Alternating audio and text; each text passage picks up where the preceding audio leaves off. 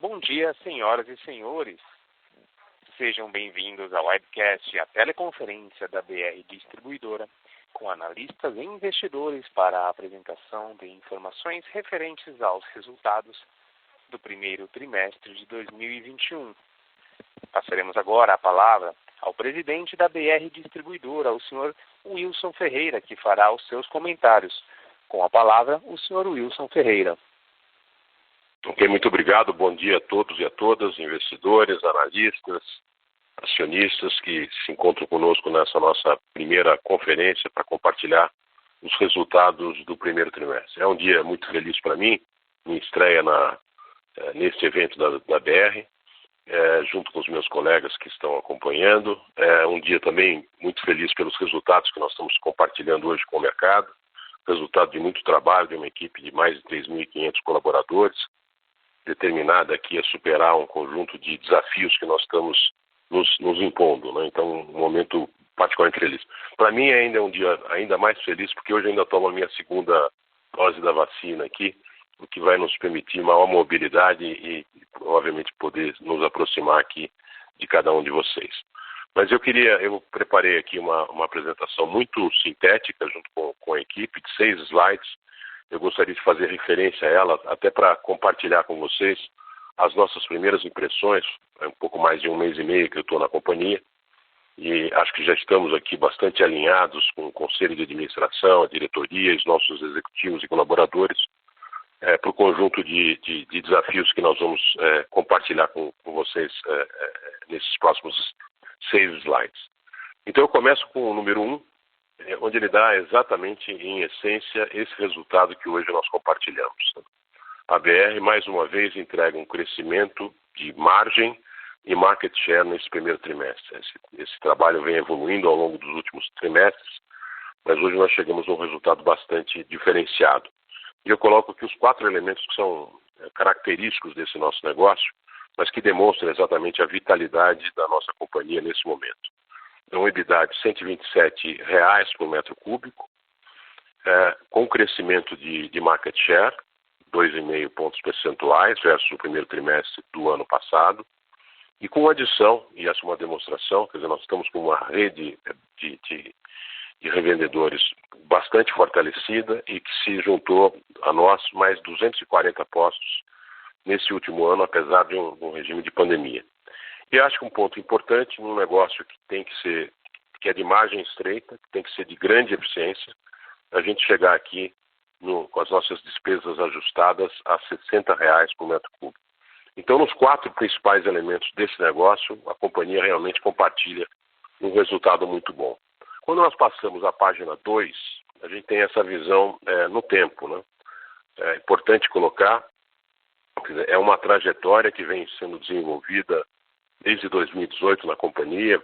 Acho que a gente está fazendo referências aqui a 2019, o último ano antes da pandemia, onde a gente tem os resultados brutos da empresa.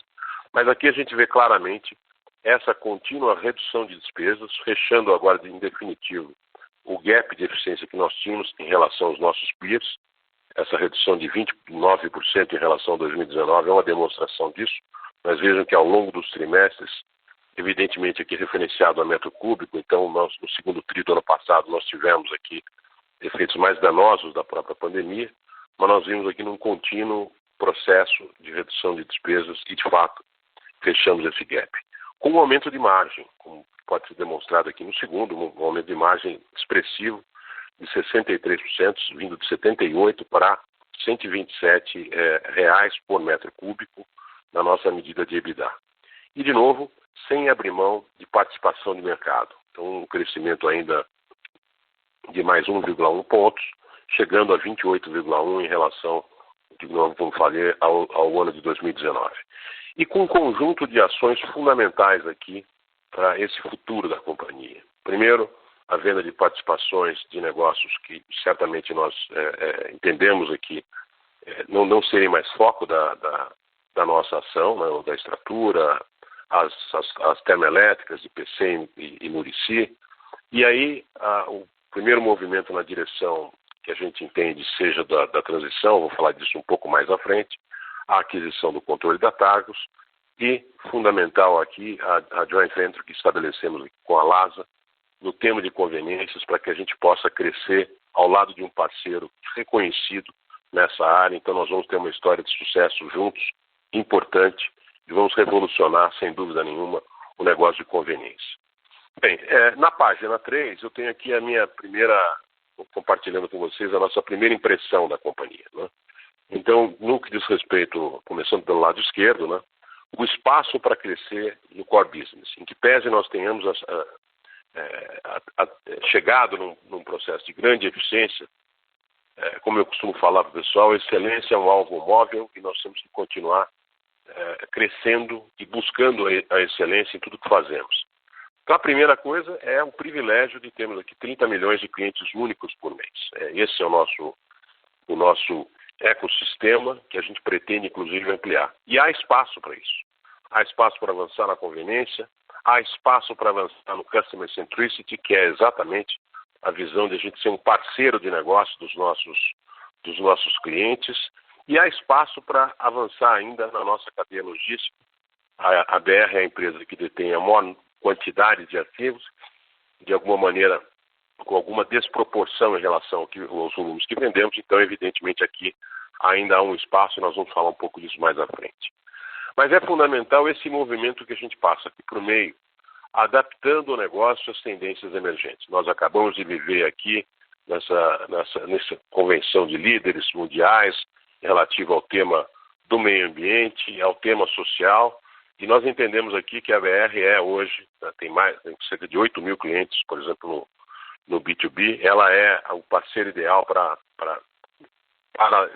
junto com os clientes, atravessarmos todos nós, os clientes, o processo de transição energética e descarbonização. E, obviamente, temos que ficar sintonizados às tendências de mobilidade, seja da eletrificação dos automóveis, seja do compartilhamento de automóveis, e isso nós vamos estar agora também mais alinhados com isso. E dentro de uma agenda de ESG, acho que a companhia tem ações diferenciadas nisso. Eu reforço o tema, por exemplo, da governança, o D do ESG, onde nós somos aqui uma companhia já com capital bastante pulverizado, uma corporation, com um conjunto de práticas, conselheiros independentes, todos eles com competências complementares, têm nos ajudado bastante nesses desafios que nós vamos começar a compartilhar com vocês. Mas nós temos ainda uma agenda importante a fazer no IS e vamos fazer isso e compartilharemos com cada um de vocês, investidores e analistas. E o importante para isso é que a companhia tem uma capacidade financeira sólida, né? Para além do EBITDA do trimestre, olhando os últimos 12 meses em 4,4 bilhões, ela tem uma relação de alavancagem bastante baixa, 1,2 vezes, com autorização para avançar até 2,5, olhando questões estratégicas, que eu vou falar um pouco mais à frente, e isso nos dá uma capacidade importante aqui de quase 6 bilhões de reais em avanço. E passando agora para a página 4, a página 4, 5 e 6 são as páginas importantes para compartilhar com vocês essa visão de futuro, né? Primeiro, uma redefinição do rumo da BR com base em 5 pilares, que está na página 4. Né? Nós olhamos esses 5 pilares e identificamos aqui 22 alavancas de criação de valor, que são lideradas por cada um dos nossos executivos da BR. Então, isso tudo já fazendo parte do nosso modelo de gestão, PDCA, e nós temos reuniões de forma desmembrando essas alavancas entre toda a nossa estrutura de comando, de liderança, de tal maneira que a gente tenha, de um primeiro momento, como eu havia colocado, um novo patamar de rentabilidade e eficiência. Aqui, a maior empresa tem que ser líder em eficiência no negócio, tanto em custos quanto margem, são elementos que nós acompanharemos com bastante atenção. Para isso, para além do que nós já fazemos, explorar muito o tema da simplificação, digitalização e de precificação. São elementos fundamentais aqui para que a gente possa continuar sendo líder em eficiência e rentabilidade. Um segundo movimento importante é o do reposicionamento, da evolução dos nossos negócios de varejo, de B2B. Aqui é sempre fundamental a gente avançar e evoluir as nossas propostas de valor a revendedores e clientes finais. Esses quase 8 mil postos e mais de 30 milhões de consumidores estão aqui, de clientes nossos. Então aqui a gente tem que avançar muito nisso e ser de fato o parceiro ideal do B2B para um novo modelo operacional e de serviço. Então aqui, evidentemente, os negócios têm que ser avançados de tal maneira que a gente tenha uma rede, esse nosso ecossistema com enorme satisfação, rentabilidade e podendo crescer nas suas atividades, tendo a ABR como seu principal parceiro. Como eu havia falado, um terceiro grupo aqui de grandes pilares é o pilar da revitalização do portfólio. Nós ainda temos coisas a fazer aqui, vou falar um pouco mais à frente, quer dizer, o nosso portfólio tem que ser otimizado para o tamanho da nossa operação, de tal maneira a gente, obviamente, acompanhar as tendências emergentes e criar valor em cada uma delas. E eu concluo aqui, quer dizer, o quarto nosso pilar, com a aceleração dessas novas energias e tendências que nós vivemos aqui. Eu costumo falar para eles que a idade da pedra não acabou por falta de pedra e nem a do petróleo vai acabar por falta de petróleo. Mas é fundamental que a gente esteja posicionado e bem posicionado nas energias que vão fazer essa transição energética. O gás natural, energia elétrica, hidrogênio. Isso são ações que nós começamos a estudar nesse momento, já tendo aqui na parte de energia elétrica uma parceria bastante bem estabelecida aqui. Para tudo isso é fundamental essa base dos viabilizadores que nós temos colocado, com duas coisas fundamentais: a valorização do talento e a evolução da nossa cultura, do nosso conjunto de colaboradores e parceiros. É uma cultura que tem que ser orientada para alta performance, para resultados, mas sempre baseada na sustentabilidade do negócio no longo prazo. Então aqui nós temos também um conjunto importante de ações que já estamos fazendo com parceiros para viabilizar essa transformação cultural com vistas à alta performance e adesão à agenda de ESG. De uma forma talvez um pouco mais clara para vocês, a gente compartilha na página 5 exatamente um extrato aqui dessas 22 alavancas de valor que eu havia estabelecido, colocado a vocês no slide anterior. Essas alavancas se verificarão no curto e no médio prazo. Nós estamos falando aqui de resultados que melhoram neste ano aqui, porém com custos de captura, a implantação de um conjunto de medidas, mas que tem um valor líquido a ser aferido aqui no ano de 2022 já de forma plena, né?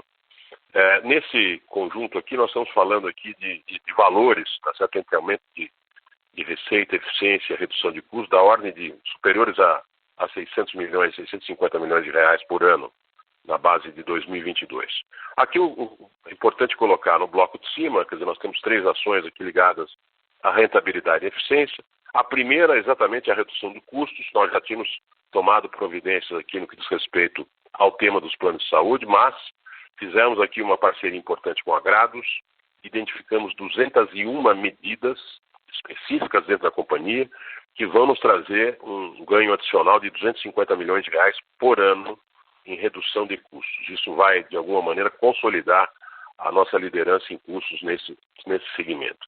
Fundamental também a gente continuar avançando no tema do pricing, da precificação. Aqui muito mais para fazer frente a um negócio que tem particularidades, regionalização, e onde nós temos que crescer com as nossas revendedoras. Então aqui o dado mais importante é que a gente também seja percebido como capaz de auxiliar para que a gente possa crescer junto e criar valor junto. Aqui tem valores importantes. Nós instalamos um sistema novo agora, concluiremos essa instalação ainda nesse primeiro semestre.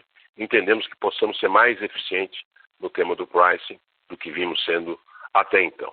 E temos ainda um trabalho que já foi iniciado pela companhia, que já produziu bastante resultado, que é a redução do custo de transporte, né? Esse, como eu costumo falar, é um negócio de logística de excelência, e aqui nós temos ainda caminhos a percorrer e temos a capacidade de trazer mais 90 milhões de reais por ano em 2022 e expandir um programa que iniciamos em 2019. Como eu havia colocado no início, um tema onde nós não temos ainda, não somos considerados, não temos a excelência que pretendemos, que é o tema do varejo, do tema das conveniências. E aqui essa parceria estratégica com a LASA, onde nós pretendemos concluir esse trabalho. Já temos aqui a JV formada até setembro, onde a gente pode adicionar mais de 1.000 lojas físicas no prazo de 5 anos, aqui nesses próximos 5 anos, mas que vai nos permitir, principalmente, um modelo operacional com lojas próprias, lojas da BR nos postos, lojas da própria LASA nas ruas. Então, essa parceria vai permitir a gente trabalhar nos dois ambientes de negócio e reposicionar de forma completa o trabalho que fazíamos há algum tempo sem muito resultado. Então, aqui nós vamos crescer e vamos crescer com margem, vamos nos tornar realmente uma conveniência importante para os nossos mais de 30 milhões de clientes que visitam os nossos postos e que andam pela rua também. Bem, para além disso, o tema de revitalização do portfólio, dois temas aqui fundamentais. O primeiro de lubrificantes. A companhia vem fazendo um trabalho grande na Lubrax com melhoria da qualidade da nossa produção, da nossa fábrica. Concluiremos essa reforma até o final deste ano.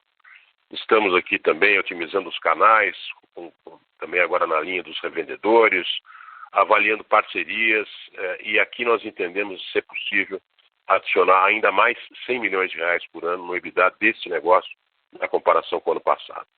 E, finalmente, o tema da desmobilização de ativos. Eu não estou colocando valores aqui, nós estamos colocando exatamente ativos. Vocês sabem a quantidade de ativos que a companhia tem, então podem imaginar o potencial que nós temos nessas desmobilizações.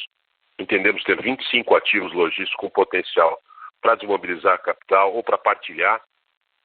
Então, isso é o que a gente consideraria, teoricamente, potencial ou excedente em relação aos volumes que nós transitamos hoje. Então, isso vai gerar um aumento da utilização nossa, do nosso próprio capital alocado.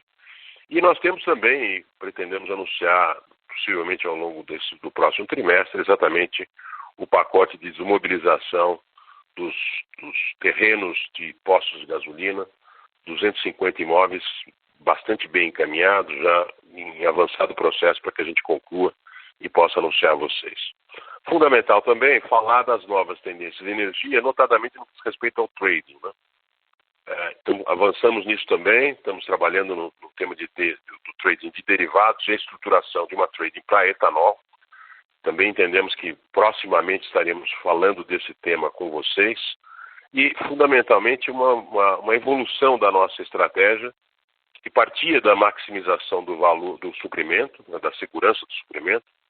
Então, nós não vamos abrir mão disso, mas nós temos que avançar também para a maximização do valor do supply chain através dos nossos ativos e as opcionalidades que nós temos por ser a maior posição short desse mercado. Então, evidentemente, o tema de trading casa com uma luva para a BR, que já tem práticas, mas pode avançar tanto no de derivados quanto no de etanol.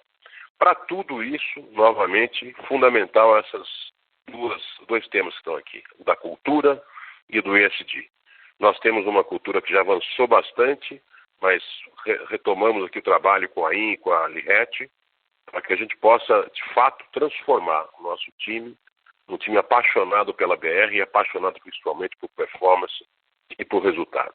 E com uma agenda, ou alinhado a uma agenda, todos engajados numa agenda de ESG, buscando a criação de valor sustentável para todos os nossos públicos.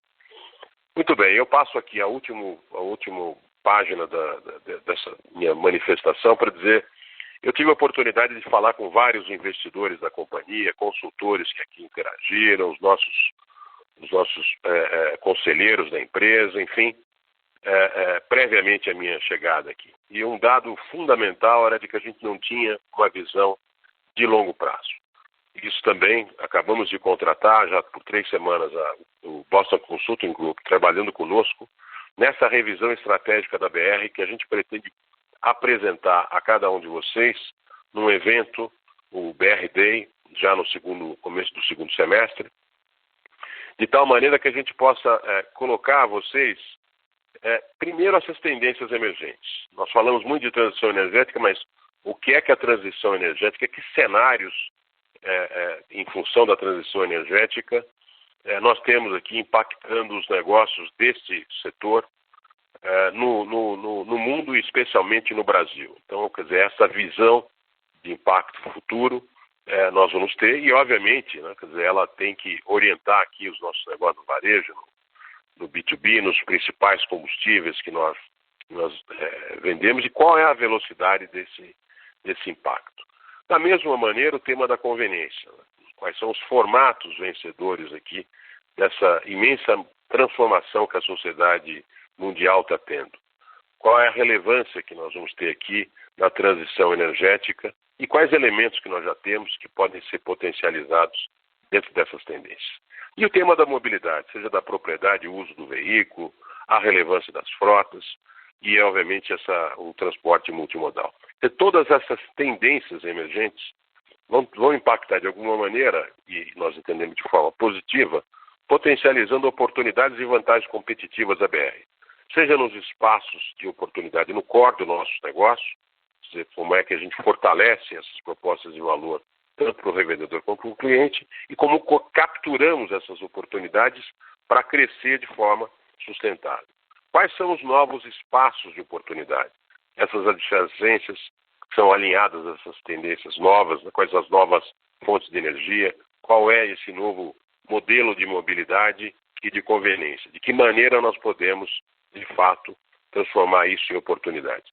E, obviamente, potencializando as vantagens competitivas da BR, seja da sua marca, seja do seu footprint, seja da sua relação de proximidade com os nossos clientes do B2B e do B2C. E, fundamentalmente, quer dizer, esses dois elementos, tendências e oportunidades, é que vão orientar o nosso planejamento estratégico. O plano deve estabelecer aqui essas escolhas estratégicas, o portfólio para a gente alocar capital e qual é a agenda de ESG que nós perseguiremos. Obviamente, um negócio que tem implicações aqui tanto para a cultura, como nós já havíamos falado, o tema fundamental da digitalização é uma realidade.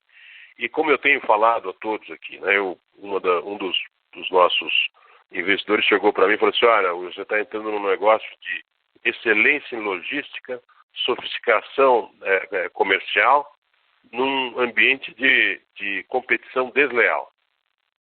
Então nós, obviamente, potencializamos essa agenda regulatória, tenho dedicado praticamente um dia por semana, junto com o nosso, não só as instituições, o IBP, a ABD, mas também o Instituto Combustível Legal, de tal maneira que a gente possa contribuir junto com os nossos peers, aqui é uma ação organizada dos principais players desse setor, em torno desta agenda regulatória, dessa agenda de eficientização, inclusive fiscal, possa beneficiar os brasileiros e os consumidores. Né?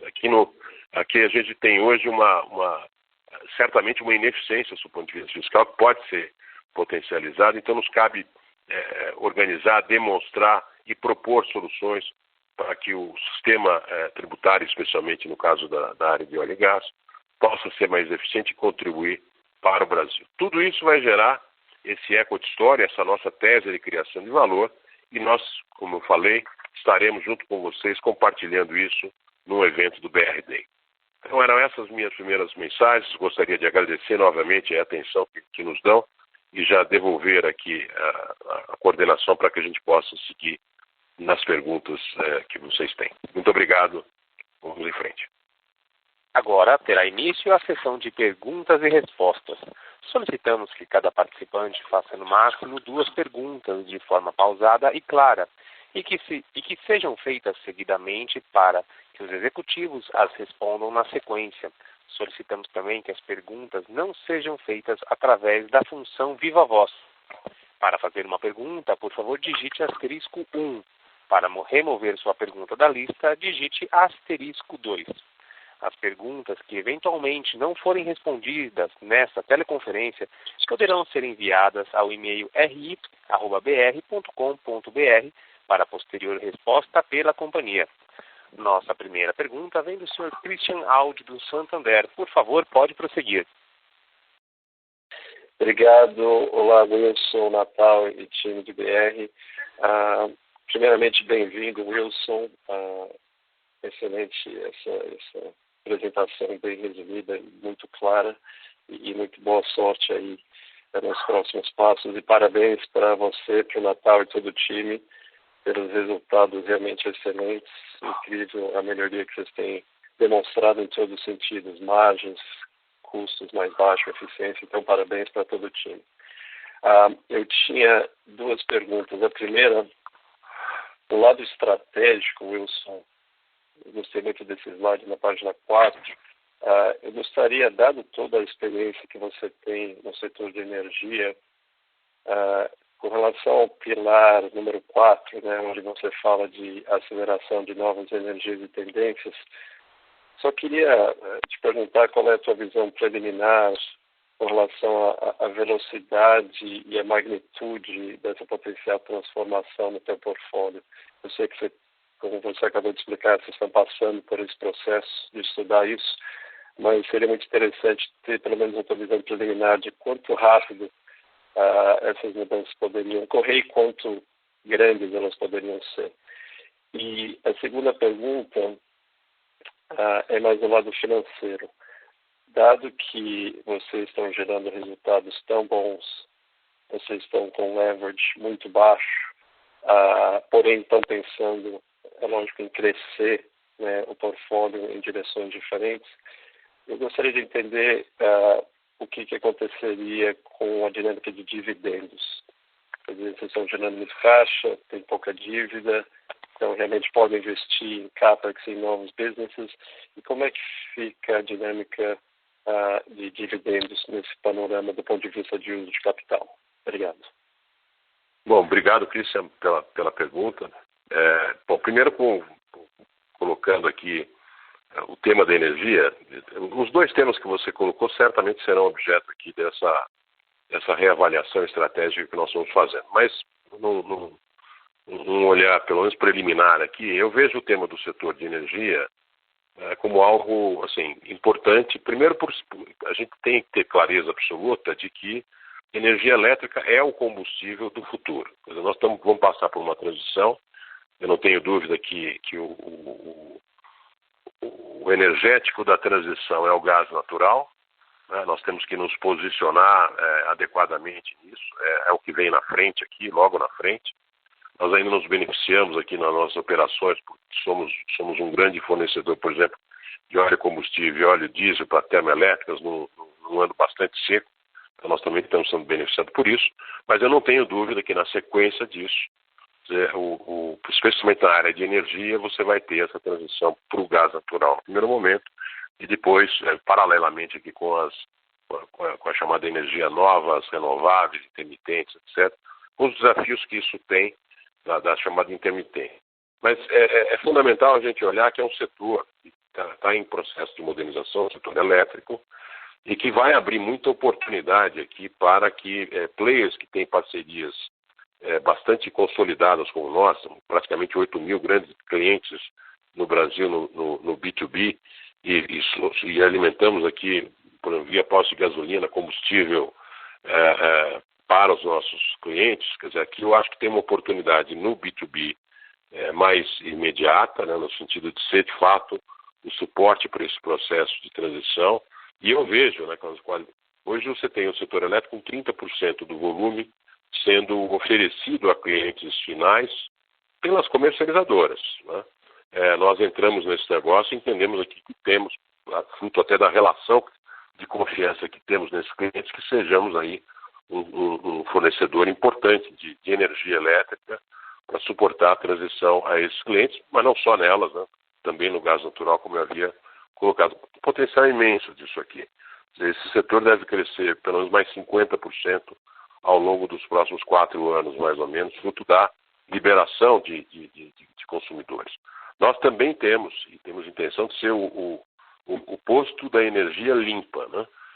No sentido de ser suprido aqui com energia renovável, e já oferecemos nossa convenção de revendedores, via a nossa Targus, já essa possibilidade de esses postos de gasolina serem atendidos por energia renovável com vantagem de preço. Sob o ponto de vista, então aqui eu acho que o potencial é muito grande, e obviamente a gente vai poder dar uma clareza maior para vocês nos próximos 3 meses, mas eu imagino que seja um potencial de fato grande, especialmente para quem tem essa parceria com clientes como nós temos. Do lado financeiro, quer dizer, você tem razão, nós estamos com leverage baixo, isso aqui é importante a gente, obviamente, tratar disso para ter uma eficiência fiscal, a melhor tributária, a melhor possível, né? Se você tem uma alavancagem muito baixa, você não se beneficia do tax shield, então há um valor a ser criado pela alavancagem, e eu entendo que ela deva ser, de um primeiro momento, olhada sempre com foco nesse potencial crescimento via aquisições de negócios que a gente possa desenhar aqui, seja no nosso próprio core, onde a gente tem coisa para fazer ainda e também, eventualmente, dar fruto dessa avaliação estratégica, mas de uma forma ideal, e peço até que o Natal me complemente nisso, é criar nós estamos criando uma corporation que a gente imagina que a ação seja uma ação importante aqui, seja de criação de valor pelo crescimento das operações, seja também uma empresa que possa remunerar adequadamente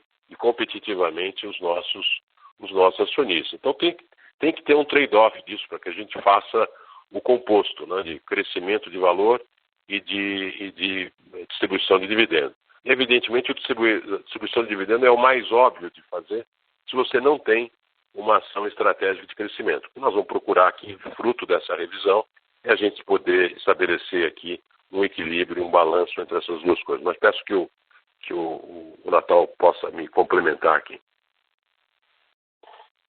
Claro, Wilson. Christian, obrigado aí pela pergunta. Só complementando, acho que o Wilson já deu o drive principal de como é que a gente pensa nisso, né? De fato, acho que você tem razão, a gente tem uma geração de caixa que tem sido muito resiliente, né? Eu acho que com esse anúncio aqui que a gente fez ontem à noite, dessas alavancas adicionais, né, de ganhos de eficiência possíveis, né, ou ganhos de margem bruta, enfim, que a gente vê no negócio, isso vai ser ainda mais verdade, né, pensando nos próximos meses e anos. Então, de fato, e além disso, quer dizer, a gente continua tendo uma perspectiva de conseguir crescer com baixa necessidade, baixa intensidade de capital. Quer dizer, a gente tem um case aqui em que a gente consegue enxergar o nosso crescimento volumétrico não demandando tanto capital no futuro próximo. Isso gera uma combinação realmente muito forte, né, de geração cada vez maior de caixa, e dentro dessa banda mais alta possível aqui de alavancagem que a gente autorizou aqui junto ao nosso conselho, né, de fato isso cria um potencial bastante forte aí de alocação de capital adicional. Então, acho que vale lembrar aqui que a gente já declarou para esse ano 2,3 bilhões, né, de reais de dividendos, né, incluindo já o JCP, que a gente pagou em janeiro aqui dentro desse trimestre, e 1,1 bi que a gente pagou na sequência do trimestre aqui em abril. Então, tem mais 700 milhões a serem pagos ao longo do restante do ano. Isso dá aí já um dividend yield aproximadamente de 10%, né, aí pegando um preço médio aí das cotações da ação aí nos últimos meses, quer dizer, isso já é um dividend yield bastante alto, mas, de novo, a gente tem aí mais de 5 bi, se você fizer a conta, depender do EBITDA que você considere, né?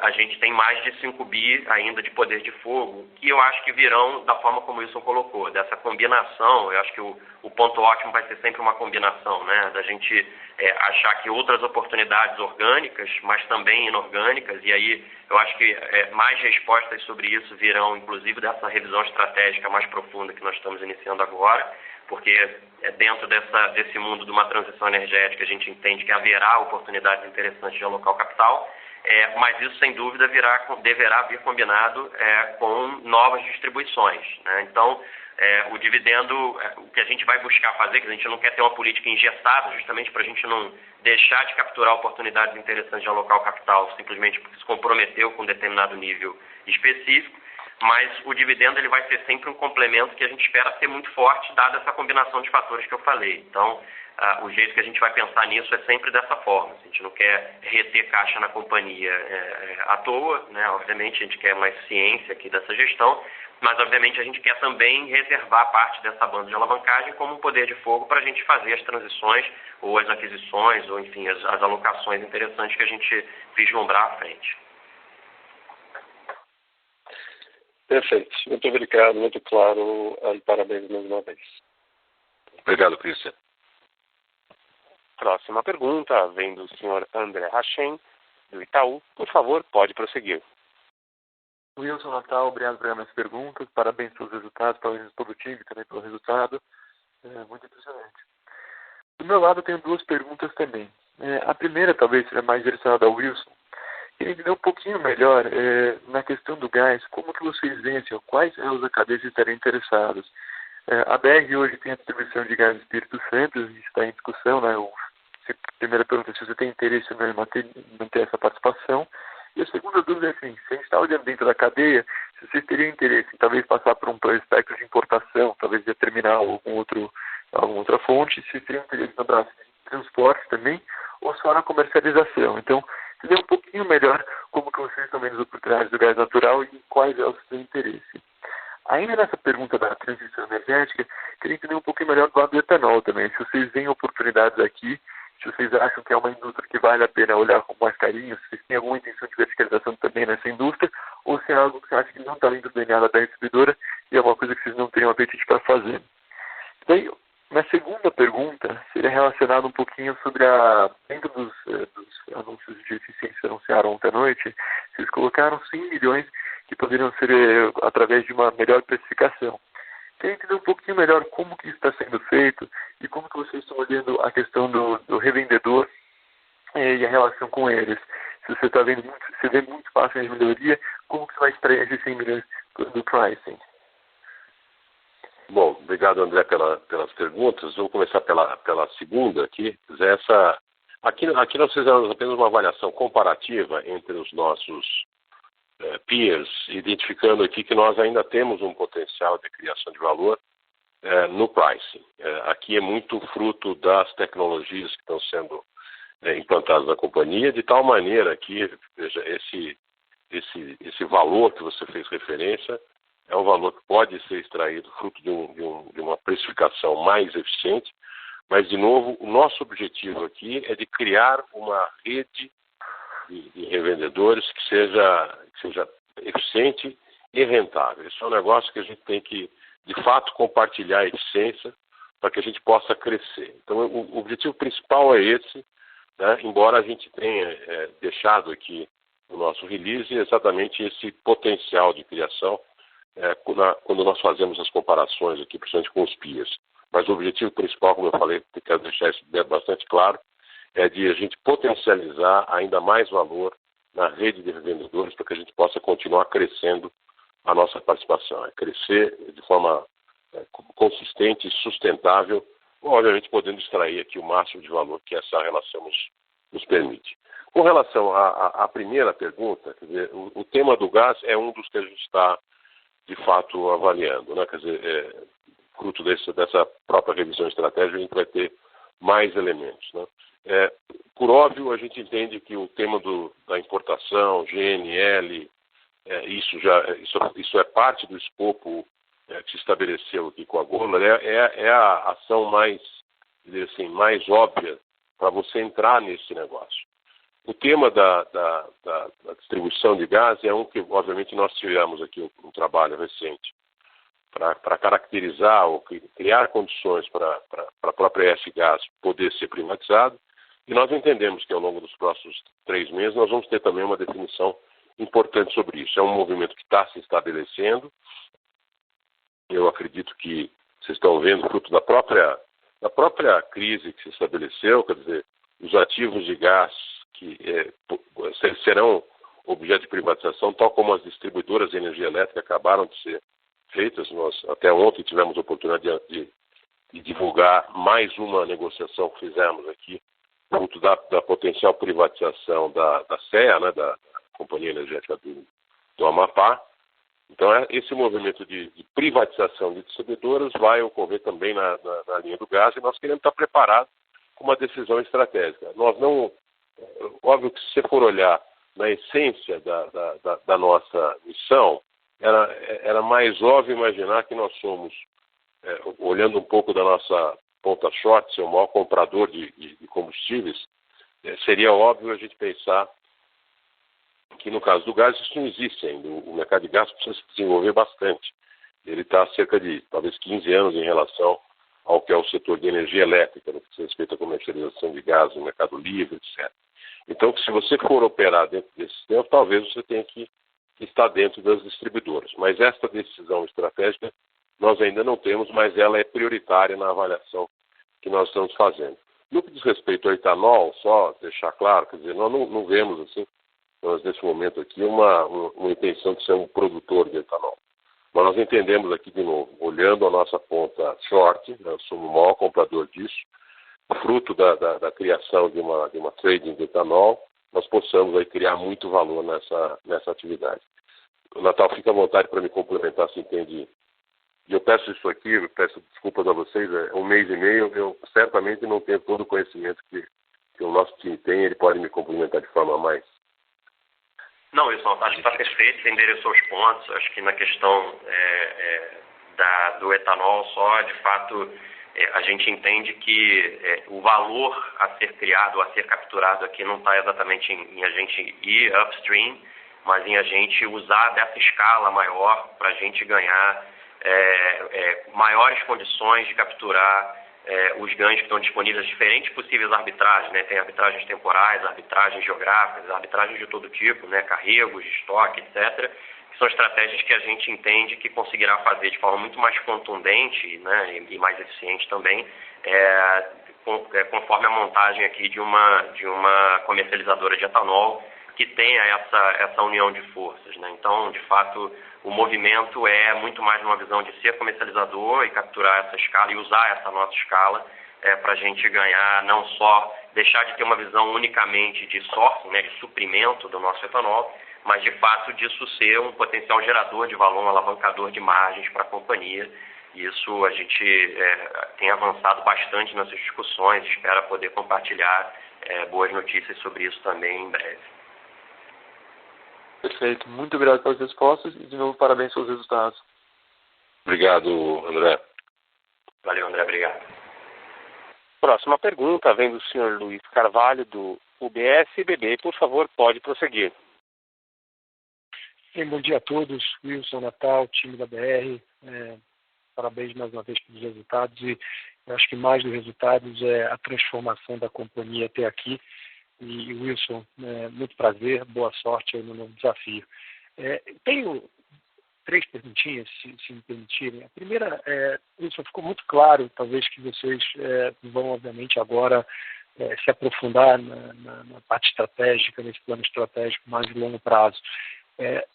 E aí talvez fique um pouco difícil para você comentar sobre ativos especificamente, mas você já deu, nessa última resposta, uma boa direção de talvez como a companhia pode se posicionar. Eu queria entender na tua cabeça o que seria parâmetro de retorno para eventualmente vocês decidirem entrar num determinado segmento, no outro, sinergia, pensando no lado estratégico um pouco mais de longo prazo, uma determinada métrica de retorno sobre o investimento. Se você puder dar um pouco mais de cor nesse sentido, ajudaria bastante. Segundo ponto, eu acho que numa entrevista recente sua, você mencionou, obviamente, que teve um contato anterior com o general Lune Silva, que hoje é presidente da Petrobras, e eu acho que a grande preocupação até então dos investidores, pelo menos nas nossas conversas, em relação ao potencial overhang, né, de uma oferta da Petrobras, porque tem um valor ali de um stake de 37%. Né? Queria entender qual é a sua visão sobre isso, se já tem alguma agenda definida nesse sentido, do ponto de vista de conversa com o CEO da Petrobras, ou alguma coisa que nos ajude também a ter um pouco mais de visibilidade nesse sentido. E, por último, bem rápido, eu queria entender qual é o posicionamento na BR hoje. Hoje a gente deve ter uma decisão talvez importante do TCU na liberação da RLAM. Como é que vocês estão se posicionando na negociação com os potenciais novos compradores dessas refinarias da Petrobras? Muito obrigado. Tá, deixa eu vou pedir que especialmente a sua primeira pergunta aqui de hurdle rates, que o André se posicione. Eu queria só fazer uma referência ao contato com o general Luna. Como vocês sabem, nós trabalhamos juntos, né, ele como presidente de Itaipu e eu como conselheiro de Itaipu representando a Eletrobras. Temos uma relação muito, muito profícua ao longo desses 2 anos que trabalhamos juntos. De grande respeito entre nós dois, de admiração. É uma pessoa que realmente faz diferença onde ele lidera. Assim. Então é uma liderança importante, vocês vão poder perceber isso dos trabalhos que ele vai conduzir aqui na Petrobras. Eu sim pedi um encontro com ele, possivelmente nós devamos nos encontrar ainda nessa semana, talvez no começo da semana que vem. Óbvio, é uma primeira visita, nós temos nos falado às vezes por telefone, mas para poder exatamente compartilhar essa perspectiva, né? Não tenho dúvida também que para ele interessa destravar o valor da companhia. Então, certamente nós vamos nos reunir com as nossas equipes e imagino que a gente possa, ele já agora, com cerca de 1 mês, 2 meses na Petrobras, ter uma visão mais clara e de ver de que maneira, claramente, a BR pode auxiliar nesses movimentos. Há um programa de desinvestimento da Petrobras que foi confirmado na própria posse dele, e eu imagino que uma das alternativas seja exatamente as ações da BR. Nós vamos conversar disso e, obviamente, na medida que tenhamos aqui informações, colocaremos isso de forma pública.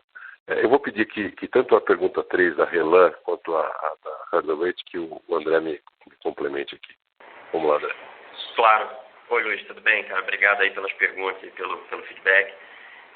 Cara, então, assim, sobre a questão dos retornos, quer dizer, o que a gente vai estar buscando sobretudo nessa análise estratégica, né, onde a gente espera ter como output dela um redirecionamento, inclusive, da alocação de capital a vir, né, é menos definir um determinado hurdle rate, mas definir, sobretudo, quer dizer, um entendimento maior e melhor, mais profundo, de em que segmentos ou em que tipos de play dentro dessas energias, ou enfim, dos negócios que a gente vier analisar, em quais deles a gente tem um right to win, né? Em quais deles a gente entende ser capaz, quer dizer, que as nossas fortalezas, as nossas competências, a nossa força comercial, enfim, a nossa escala, em que a gente tem a capacidade de criar e sustentar uma vantagem competitiva naqueles segmentos ou naqueles tipos de negócios, né? Então, eu acho que a grande questão, quer dizer, não é um número que a gente está atrás, quer dizer, não é um X% que a gente busca definir. O que a gente quer entender é em quais negócios a gente vai conseguir sustentadamente criar valor, né, acima do custo capital. Esse o objetivo do que a gente vai buscar. Então, não dá para te dar uma resposta de um número frio, mas pelo menos dá para te dar o racional do que a gente quer buscar. É entender dentro desse cenário de transição, do que a gente está vendo de tendências de mobilidade, enfim, de todos os itens que o Wilson já bem endereçou lá na apresentação, dentro desse contexto que a gente enxerga, quais são os plays possíveis para a BR e em quais deles a gente entende que vai ser capaz de alocar capital de forma sustentadamente criadora de valor. É esse o objetivo que a gente quer buscar, o que a gente quer endereçar nesse entendimento. Obviamente a gente vai compartilhar isso, debater isso com o mercado oportunamente, aí no BRD e em reuniões específicas. Sobre a questão do refino, Luiz, a gente continua tendo uma conversa bastante próxima com todos os participantes de todos esses processos, né? A gente, com alguns deles, inclusive, tem memorandos de entendimento, tem, enfim, já negociações bastante mais adiantadas, né? E, obviamente, cada um está em estágios distintos, até porque os processos estão em estágios distintos de evolução.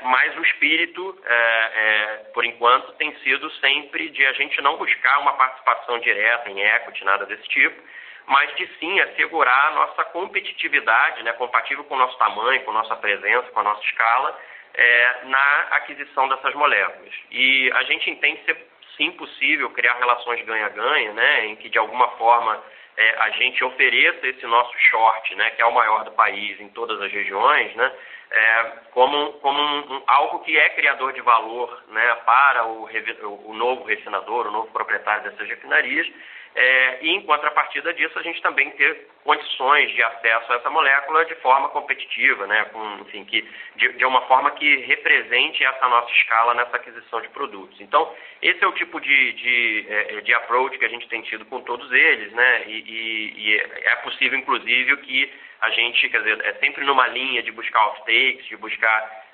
mecanismos nesse sentido. E as discussões têm evoluído em passos distintos, obviamente, mas todas elas muito bem, eu diria com um certo interesse bastante pronunciado do lado na outra ponta também. Quer dizer, não é uma coisa apenas que a BR procura, é algo que me parece ser criador de valor para ambos os lados e que evolui, enfim, conforme aí os processos estão andando. Tá certo. Não, obrigado. E na segunda, justamente, não queria um número, não. Era de fato entender o racional. Perfeito. Super obrigado, pessoal. Obrigado, Luiz. Perfeito. Abraço. Próxima pergunta vem do senhor Tiago Duarte, do BTG Pactual. Por favor, pode prosseguir. Olá, bom dia Natal, bom dia Wilson, bom dia a todos. Eu queria focar minha pergunta numa discussão do trimestre mesmo. É um tri que a gente viu uma rara combinação, né, de ganho de market share, melhora de margem de contribuição e crescimento da base de postos, né? Então eu queria que vocês pudessem discorrer um pouco sobre esse ambiente de negócio nesse trimestre em específico, né, na parte do ambiente competitivo, na parte de sourcing, embandeiramento, e se vocês enxergam que esse momento em que vocês criaram, que vocês vêm criando, diria desde o ano passado, mas que eclodiu num bom primeiro trimestre, se ele se mantém na visão de vocês nos trimestres seguintes. E, especificamente, queria ouvir o quanto vocês acreditam que uma janela de importação mais apertada, né, e que uma janela que historicamente parece ter ajudado mais as bandeiras menores, o quanto que ela pode ter contribuído. Ainda, especificamente, na parte de embandeiramento, é interessante ver como a BR continua numa crescente, né, da base de postos, no momento em que a gente vê, principalmente os players, né, que divulgam informações públicas, parecem ter pisado um pouco mais no freio. Então, se vocês puderem falar um pouco como é que esse ambiente de embandeiramento está se dando,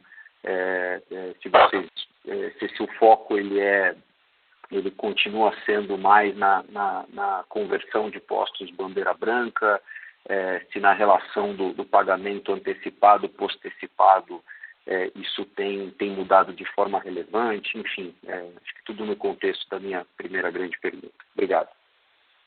Obrigado, Thiago. Eu vou passar isso já direto pro Natal, que ele é o cara que mais entende dessa parada aí. Eu faço algum complemento depois, se for necessário. Vamos lá. Tá certo. Vamos lá, Thiago, obrigado aí pelas perguntas. De fato, a combinação foi muito boa, né? Porque ela mostra uma adição de margem importante, né? Num crescente que a gente já vinha, né? E com uma adição, acho que foi relevante aqui, com uma combinação interessante, porque tipicamente, né, quando você tem ganhos de estoque, o setor normalmente ele precifica uma certa contração de margem de reposição, e no nosso caso, em particular nesse trimestre, a gente teve a expansão de ambos, né, que é menos típico. E junto com isso, ou seja, isso concomitantemente com não perder share, até ganhar share.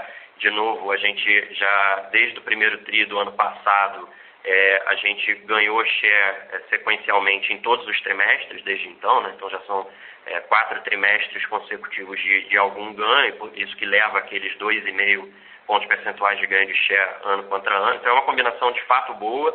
Eu adicionaria a esse teu tripé aí um quarto elemento, que uma economia de despesa também, sequencialmente, né, numa base que já vinha bastante diminuída por conta de toda a transformação feita no ano passado, e é uma economia de despesa unitária que vem a despeito de uma perda de escala também no trimestre, ou seja, o volume joga contra, né, porque sequencialmente ele cai 9%, então a gente terminou caindo em torno de R$5 por metro cúbico na nossa despesa, num trimestre em que, se nada mais feito, você esperaria que crescesse, sei lá, R$6, né, por efeito escala, mais ou menos. Então, de fato, tem esse quarto elemento que eu acho super importante. E dentro de um contexto também que você bem citou, que é de menor arbitragem, né? Então, assim, mesmo com menos contribuição da parte, nesse caso, da parte dos savings que a gente consegue fazer aqui do lado da importação, a gente ainda assim conseguiu fazer essa combinação aí funcionar. Então foi um trimestre, eu diria, com um alinhamento bastante forte. E a outra coisa, quer dizer, em cima da tua pergunta, da tua segunda letra B aí da tua pergunta sobre embandeiramento, a gente de fato continua, né, na toada. A gente, obviamente, o primeiro semestre do ano passado foi muito duro em termos de embandeiramento por conta da pandemia, quer dizer, era muito difícil de fazer as negociações em si, encontrar o revendedor com volume 50%, 60% para baixo. Era difícil até, quer dizer, iniciar uma conversa sobre embandeirar, enquanto, obviamente, os nossos clientes estavam mais preocupados na sobrevivência, na resiliência. Mas no segundo semestre a gente felizmente conseguiu, né, agilizar e fazer esse catch-up aí com o que a gente tinha de meta, né, para o ano passado. E de fato chegou, eu acho que foi uma performance, inclusive relativamente ao conjunto do mercado, foi bastante forte, como você bem disse. A gente fez aí 240 postos, né, nos últimos 12 meses, então é uma adição líquida importante.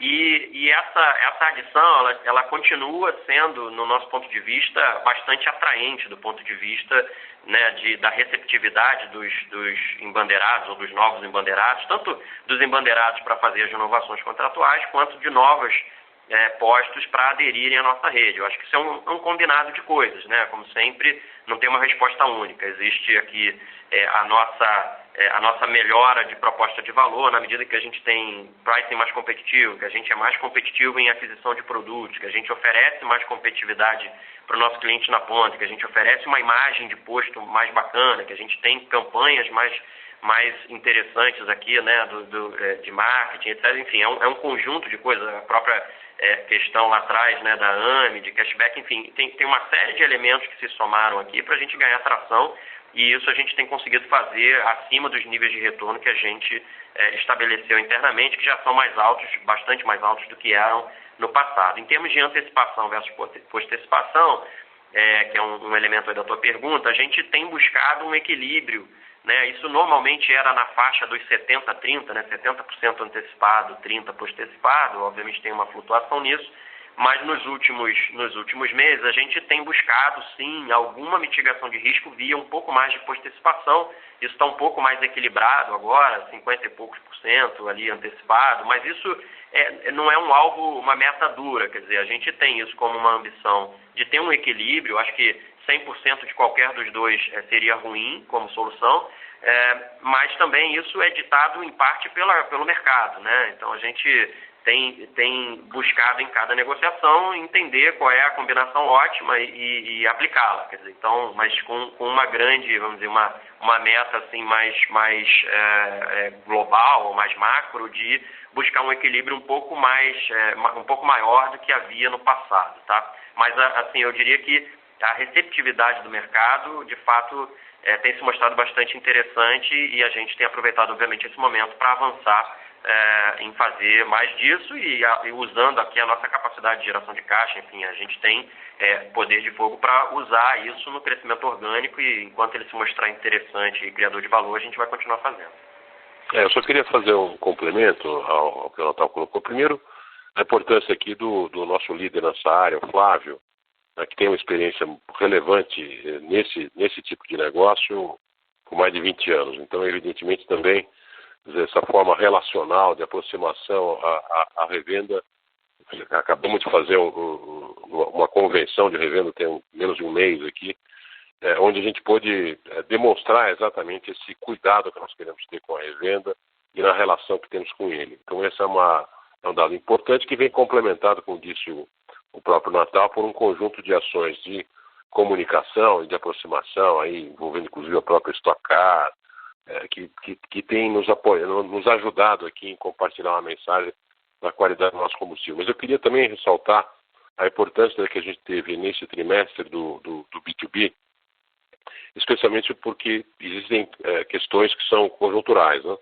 Nós estamos vivendo um período seco maior da história, então isso, obviamente, como as termoelétricas estão despachadas quase que a pleno, e uma boa parte delas consome óleo combustível e óleo diesel, a companhia tem aí vê a sua participação aumentar nesse tipo de negócio, que tem essa questão conjuntural e que deve se estender ainda por algum tempo, conforme todas as notícias que vocês têm em mercado. E também tem, obviamente, o movimento que a companhia fez no ano passado na área de aviação, que aumentou, inclusive, o market share dela, e ele também beneficiou a companhia nesse trimestre, apesar uma queda de volume, mas eu acho que é o conjunto dos negócios e especialmente, como eu costumo falar, a qualidade da relação que está se estabelecendo entre nós e o nosso time de revendas e especialmente aqui a nossa relação com os nossos B2B. É isso, Thiago. Obrigado. Excelente, eu que agradeço. Obrigado. Próxima pergunta vem do senhor Regis Cardoso, da Credit Suisse. Pode prosseguir. Bom dia, Wilson, Natal. Parabéns pelos resultados. Obrigado por pegar as minhas perguntas. Acho que os resultados em si, quer dizer, foram tão superlativos, né, tão fortes, que acho que dispensa muita discussão. Eu queria voltar, talvez, nas discussões que a gente já passou um pouco no passado, talvez mais numa provocação. Então, vou fazer uma pergunta sobre a alocação de capital e uma outra sobre o corte de custo. E aí, no final, eu tenho 2 follow-ups bem rapidinhos sobre COP Verde e crédito de PIS/COFINS. A provocação sobre a alocação de capital é o seguinte: nesse contexto de transição energética, a BR tem hoje provavelmente a melhor posição, quer dizer, V0, né, ponto de partida, com um balanço desalavancado, uma geração de caixa muito forte, muito estável, resiliente, que permite essencialmente, quer dizer, construir um business todo do zero, se assim desejar. A minha pergunta, no entanto, é o seguinte: como que isso se compara, talvez, com a ambição, o anseio de aumentar a alavancagem já para essa meta de 2,5? E a minha preocupação com essa pergunta é a seguinte: é que não exista ou evitar a tentação de alocar esse capital muito rápido, simplesmente para ajustar a estrutura de capital e acabar fazendo uma alocação que é muito acelerada. Digamos que se eu tivesse amanhã a maior rede de recarga elétrica de carros, não existiria mercado, né? Então a minha preocupação é no sentido de fazer uma alocação que não maximize valor simplesmente por dispor dos recursos. Então, se puder discutir um pouco, né, como que vocês enxergam esses riscos. A outra provocação é nos cortes de custos e ganhos de eficiência em lubrificantes, em precificação, que vocês propõem já para capturar os resultados full em 2022.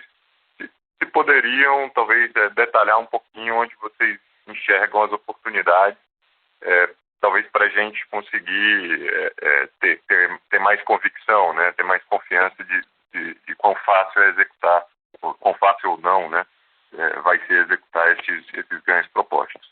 Esses são os 2 principais temas. Aí, se me permitir 2 perguntas rápidas, eu queria saber o impacto do COP Verde. Me parece que teve já uma redução relevante de volumes. E a segunda é quanto de créditos tributários, em particular do PIS/COFINS, ainda resta monetizar. Obrigado. Tá, bom, deixa eu te colocar. Primeiro, a sua primeira pergunta é muito boa e ela tem sido objeto aqui de um debate muito grande do próprio Conselho com a diretoria. Quer dizer, essa provocação sobre a alocação de capital para que a gente aumente a alavancagem. Nós somos o drive principal da BR é a criação de valor sustentável. Então, quer dizer, o que você não vai ver da gente essa ansiedade para fazer alguma coisa só para se alavancar. Nós sabemos que temos potencial de criação de valor e vamos fazer isso aqui de forma absolutamente consciente, sem pressa. Isso trata-se apenas de um potencial. Nós vamos utilizar capital, como disse o próprio Natal há pouco, desde que nós identifiquemos alguma oportunidade ou de M&A que faça sentido com a nossa estratégia, senão nós não temos essa demanda, nós não faremos. O objetivo da companhia, de novo, é compartilhar com vocês que tem a possibilidade. Obviamente, quando a gente se coloca dessa maneira, nós passamos a ser assim, bastante procurados, né, em torno dessas oportunidades. Isso é muito bom, isso estimula o nosso pessoal de M&A, mas ele tem que estar alinhado dentro de uma estratégia que a gente coloca aqui de longo prazo e que possa criar valor sustentável no longo prazo. Então, eu quero deixar vocês muito tranquilos com relação a esse negócio, porque nós não seremos precipitados nesse tipo de de movimento, vamos respeitar toda a disciplina financeira que é necessária num negócio como o nosso, que é de margens muito pequenas. E aí, indo para o seu segundo ponto, do corte de custos, da parte de lubrificantes, etc., pricing, etc. Aqui, veja, eu não sei o quanto vocês conhecem essa consultoria Grados, né? Mas o que nós temos aqui são 200, esse trabalho estava em curso na companhia no ano passado. De alguma maneira, quer dizer, nós somos aqui, no final do ano tivemos aí uma dificuldade, porque alguns dos membros da diretoria tiveram Covid, nós tivemos aí o início dessa segunda onda, tivemos aí um conjunto de atropelos que não nos permitiram concluir esse trabalho.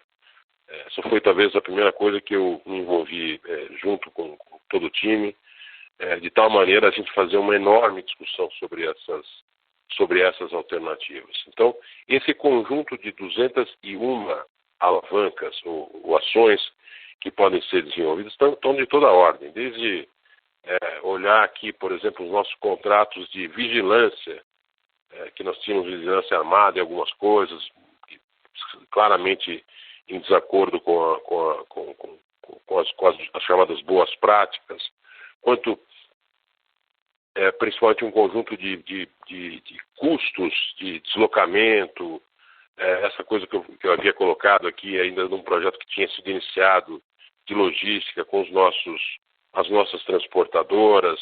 O que eu posso lhe garantir é o seguinte, as 201 medidas, óbvio, coisas ligadas também a pessoal, nós temos aí algumas oportunidades.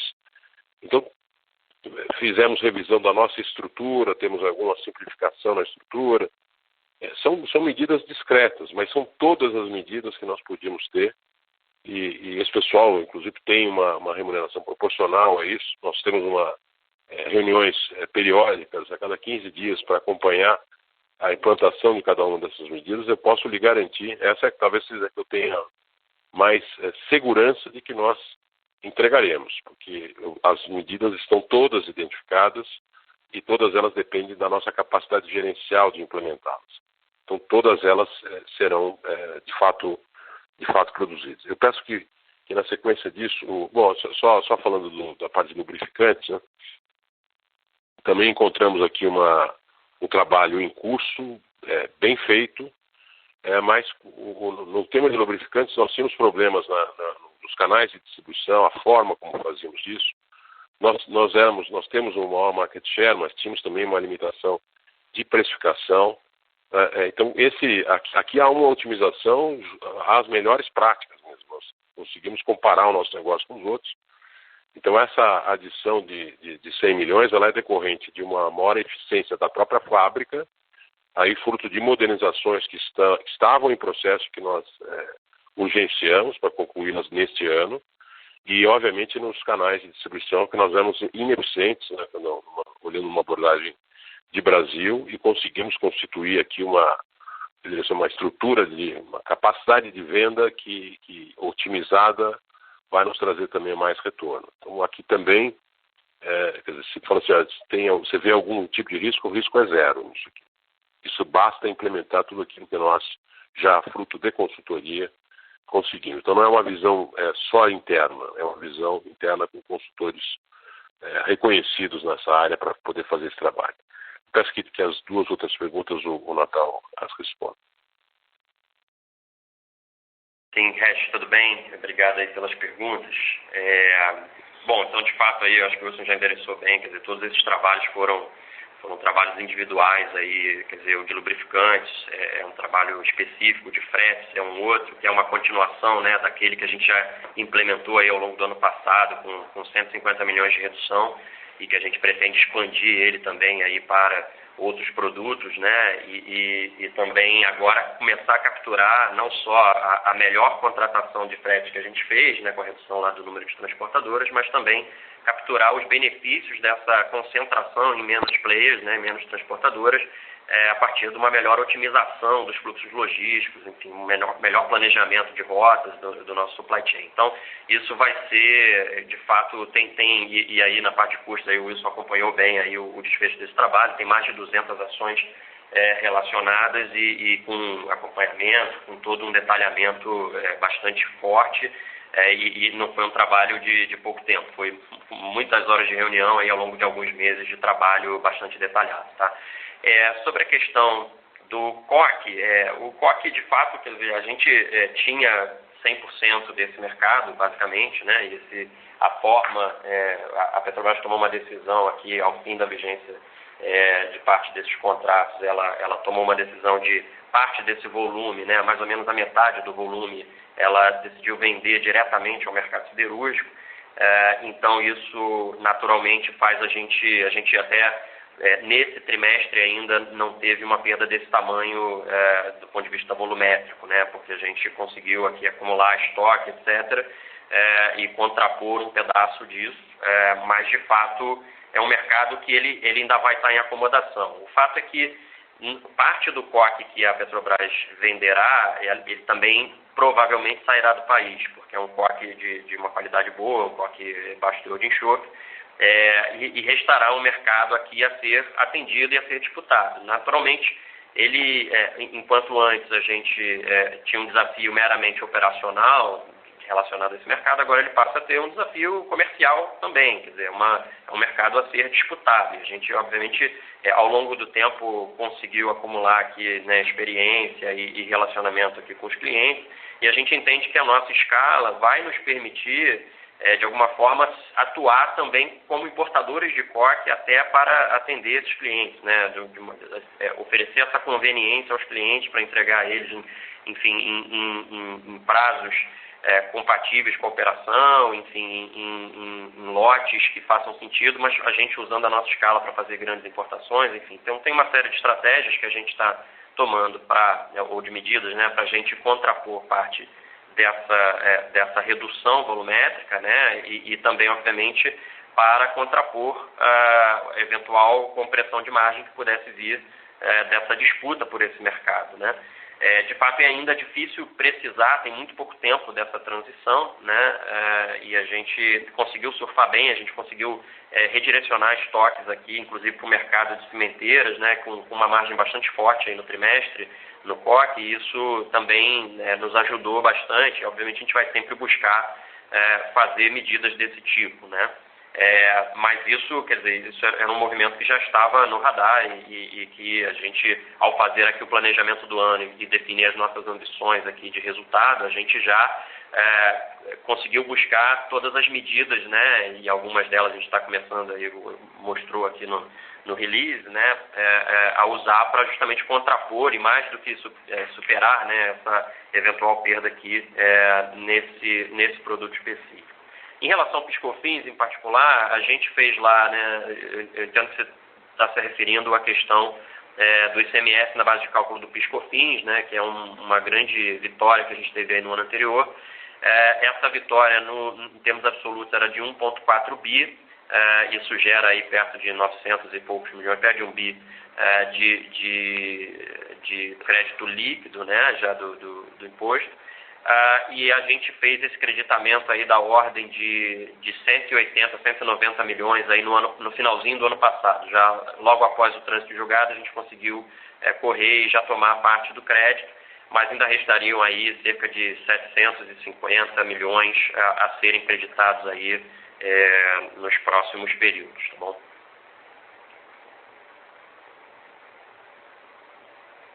Legal, tá claro, obrigado. Próxima pergunta vem do senhor Vicente Falanga, do Bradesco. Pode prosseguir. Boa tarde, Wilson Natal. Wilson, bem-vindo e muito sucesso aí nessa longa empreitada.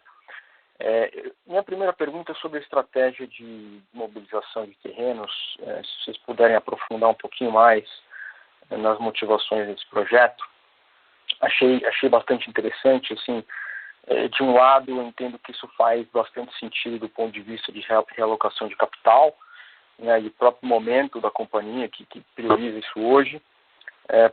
Por outro lado, dentro dessa meta de diversificação de business da empresa, eu queria ouvir a visão de vocês se a posse de terrenos não poderia trazer alguma vantagem competitiva a longo prazo, para, por exemplo, abertura de loja própria, estocagem de hidrogênio, enfim. Essa é a minha primeira pergunta. E na segunda, mais uma vez, se vocês podem dar um update de como está o relacionamento com o revendedor pós-ajustes na AME, e quão saudável a cadeia está após esse aumento muito rápido aí dos preços de combustível que exigiu bastante aí da cadeia de capital de giro. Obrigado. Muito bem, eu vou pedir que o Natal responda essa, só lembrando, né, quer dizer, o que nós estamos colocando aqui para vocês no que diz respeito à desmobilização de terrenos, são 250 terrenos num conjunto de 8 mil postos, né?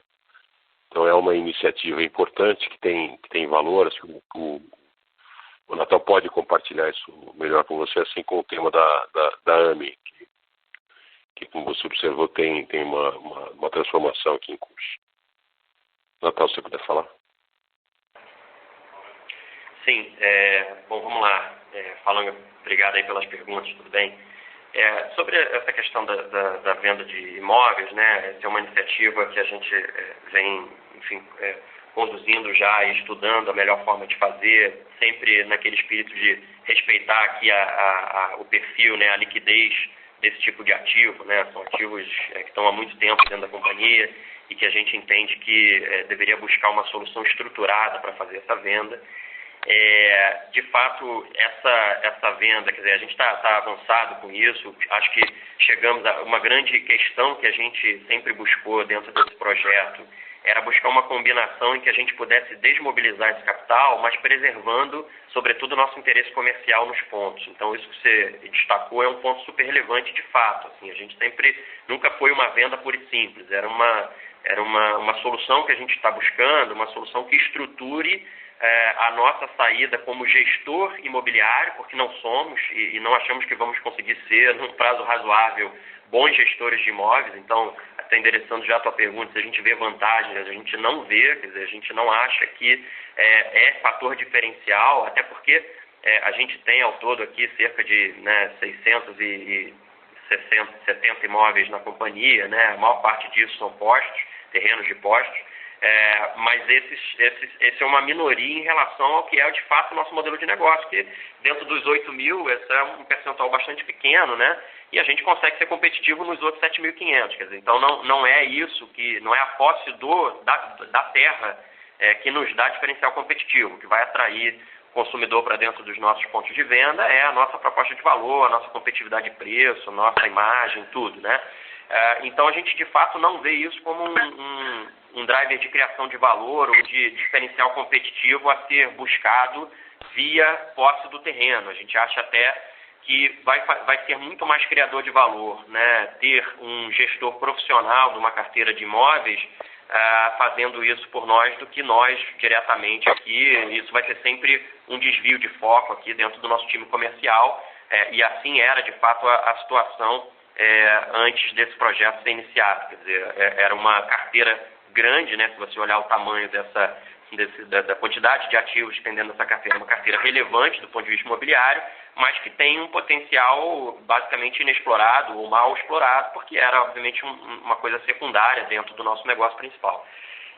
Então a gente está, enfim, perto aqui, está avançando bastante bem, eu diria, com essa iniciativa, e acha que isso é uma forma adicional de liberar capital, né, que não estão consideradas dentro esses recebíveis que a gente vem encontrando, né, a questão da CEA e outros, são formas adicionais de liberação de capital, né, os próprios creditamentos fiscais que a gente tem conseguido buscar aqui, são coisas que vão liberar ainda mais capital acima daquilo que a gente já geraria naturalmente na nossa operação. Então, de fato, é algo que vem a somar aqui para a nossa estratégia de alocação futura ou distribuição aos acionistas, como a gente já mencionou em outras perguntas. Do ponto de vista da saúde da rede, a gente tem visto a rede bastante bem nesse momento, quer dizer, a nossa inadimplência é tipicamente baixa. Quando a gente teve lá no ano passado, né, em março, abril, o início da pandemia, com uma queda brutal de volumes, isso obviamente gerou um certo aumento da inadimplência, que a gente acompanhou muito de perto, né? A gente fazia aqui horas e horas e horas de reunião de comitê de crédito internamente para tratar individualmente cada caso, de cada cliente, e repactuar naqueles casos, mas isso foi, felizmente, um movimento, né, e aí a reboque da recuperação rápida de volume que foi acontecendo, né, quase 10% ao mês por vários meses desde do auge da crise, a gente viu a saúde da revenda também rapidamente reagir a isso, né, e a inadimplência despencou para níveis até abaixo ou em linha com o histórico, e lá ficaram até agora. Quer dizer, então, e essa segunda onda aqui da pandemia, em que pese ela ter, obviamente, efeitos novamente na mobilidade urbana e nos volumes que a gente vende, e, obviamente, algum pequeno efeito nos níveis de inadimplência, mas ele é muito pequeno, assim, porque ela não se compara, né? No início da pandemia, no ano passado, na primeira onda, o volume caiu 60%, né? E agora a gente está vendo uma queda volumétrica muito menor do que isso, né? Então, ela existe, ela está lá e está em curso, mas ela já, maio, começa a ter sinais de recuperação em relação a abril, por exemplo, e a gente não vê sinais de que a inadimplência possa voltar a nada parecido com o que foi no ano passado, e mesmo assim o do ano passado não foi nada que assustou, porque levou 2-3 semanas de um certo aumento, mas depois voltou à normalidade. Então, eu diria que a saúde está bastante bem preservada e os vendedores capitalizados, eu não estou vendo, não estamos vendo aqui grandes problemas com relação a isso, tá? Perfeito, Natal. Obrigado. Obrigado, Vicente. Obrigado, Wilson. Próxima pergunta vem do senhor Bruno Montanari, da Morgan Stanley. Por favor, pode prosseguir. Boa tarde, obrigado por pegar minhas perguntas. Bem-vindo, Wilson. E aí meus votos de sucesso na continuação da transição da BR para uma companhia líder. Acho que a discussão já foi bastante rica, só alguns pontos que eu queria esclarecer contigo. Olhando os 5 grandes pilares, né, que vocês apresentaram, onde que você vê o maior ponto de risco? Ou seja, onde que você acha que vai investir a maior parte do seu tempo aí ao longo dos próximos 12 ou 18 meses? E se tem algo que você traz da Eletrobras especificamente que pode ser aplicado na BR a curto prazo, queria entender isso também. E por último, voltando rapidamente na questão de refinaria, eu entendo que a estratégia de vocês é de fato comprar a molécula da maneira mais eficiente, só queria entender se eventualmente comprar uma refinaria num valuation bastante atrativo não seria essa maneira mais eficiente de acessar a molécula. Muito obrigado. Obrigado, Bruno. Obrigado pela mensagem. Bom, primeiro, nesses grandes pilares, eu acho que o tema que vai nos gerar mais mais foco, mais prioridade é certamente essa aceleração das novas energias e as tendências, né? Quer dizer, nós estamos vivendo um momento que acho que nenhum de nós imaginou viver, né? Eu me refiro aí aos impactos da pandemia nos negócios, e a forma como a gente conseguiu muito rapidamente se reestruturar, né? Parece assim, um milagre que as empresas como a nossa que funcionem fora do escritório, mas isso está acontecendo. Eu entendo que a transição energética, até fruto da talvez maior consciência, eu diria assim, que tem muito drive importante aqui da adesão dos Estados Unidos, do presidente Biden nesta agenda, ela deva se precipitar. É a minha percepção, e por enquanto é uma percepção, mas eu acho que aqui é onde a gente vai ter que, de fato, olhar com muita atenção. Então, essa é a razão principal aqui, de a gente já imediatamente startar essa avaliação, criar esses cenários, né, simular esses cenários, os impactos dele, eu diria assim, e as estratégias decorrentes dele, né? Quer dizer, acho que a gente demonstra que tem uma capacidade de investimento, mas vamos investir aonde, com que perspectiva de rentabilidade, de estabilidade de prazo, etc. Então eu entendo assim, a coisa que é desconhecida e que tem que ser foco da nossa atenção, porque em grande medida é a saída para essa companhia no longo prazo, tem que ser, sem dúvida nenhuma, o tema da transição, dos impactos dela nos nossos negócios atuais e das estratégias futuras que a gente possa incorporar aqui no nosso plano de negócio para de fato, criar valor sustentável. Então, essa deve ser a nossa principal prioridade. Eu diria para vocês, da Eletrobras, o que eu trago? Eu trago duas coisas talvez importantes para esse nosso negócio. A primeira é, veja, é uma companhia que fez uma uma reestruturação também gigante, como foi feita aqui na BR. Então eu entendo que o modelo de gestão em cima de custos é um negócio que tem que ser muito eficiente em custos por conta da sua margem estreita. Quer dizer, então eu estou habituado, né? Eu fui criado lá pelo Antônio Emílio lá na CPFL. Ele falava que custo é que nem unha, você tem que cortar sempre, que a gente tem que ficar, eu acho que principalmente austero, né, em relação a um negócio que não suporta desaforo de custos não controlados. Então o próprio André assumiu essa função, está sendo reforçada essa função na nossa diretoria financeira, de tal maneira que a gente possa ser um exemplo disso aqui. E ele é fundamental para que a gente compartilhe isso com a nossa rede. Por óbvio, eu acho que tem uma questão que eu trago de lá, que é essa visão da parte de energia elétrica, né? Quer dizer, essa nossa iniciativa aqui com o TAG, nós vamos começar a mexer agora com isso, de incorporar energia renovável, de compartilhar isso com a nossa rede de postos, de começar aqui o relacionamento com os nossos grandes consumidores, de estruturar pacotes para que a gente possa atendê-los de forma competitiva, de se posicionar no longo prazo em relação à compra de...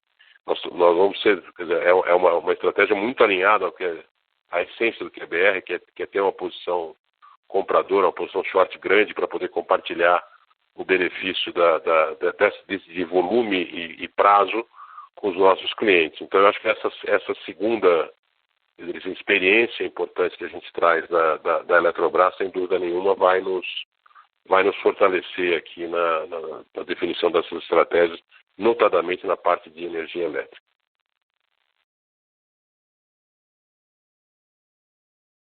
Eu acho que tinha uma pergunta adicional, Wilson, de refino, se você quiser. Ah, sim.